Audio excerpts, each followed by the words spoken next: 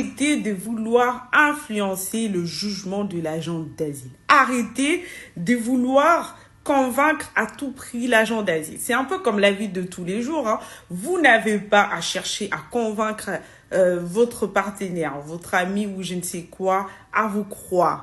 Vous racontez votre version des faits, ce qui s'est passé dans votre vie. Vous êtes en train d'informer à l'OFPRA, à la CNDA, au bureau d'asile ce qui s'est passé dans votre vie. Vous n'êtes pas là pour essayer de convaincre à tout prix l'agent d'asile, de lui dire oui, c'est effectivement ce que j'ai vécu, vous savez, dans mon pays, c'est comme ça que ça se passe. Et surtout si vous êtes en face d'un agent d'asile qui vous montre clairement que ce que vous racontez, c'est n'importe quoi.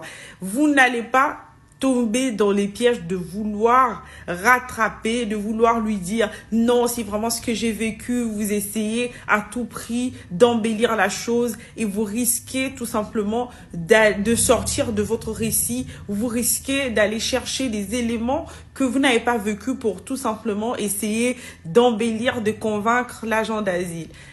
Gardez en tête que vous êtes là pour informer. L'agent d'asile n'était pas là lorsque vous avez vécu ce que vous avez vécu. Même s'il n'y a pas beaucoup de gens qui vivent ce que vous avez vécu, ça reste votre histoire, ça reste ce que vous avez vécu. Vous êtes là pour informer à l'agent d'asile, que l'agent d'asile ne croit tout de suite ou pas. Sachez que derrière, cet agent-là aura le temps de mener des enquêtes, de faire des recherches pour pouvoir voir ce que vous avez dit est vrai ou pas et voir surtout la cohérence dans ce que vous avez raconté, ainsi de suite. Si vous êtes là le jour de l'entretien et que tout de suite, votre idée se tourne sur est-ce que l'agent me croit ou pas? Est-ce que est-ce que l'agent croit vraiment? Est-ce que je convainc ou pas? Sachez que vous êtes déjà perdu d'avance parce que là, vous allez être concentré sur ce que vous ne devez pas surtout être concentré. Concentrez-vous plutôt à ce que vous allez raconter et surtout être cohérent dans ce que vous dites et avoir la maîtrise de ce que vous avez vécu. C'est très important.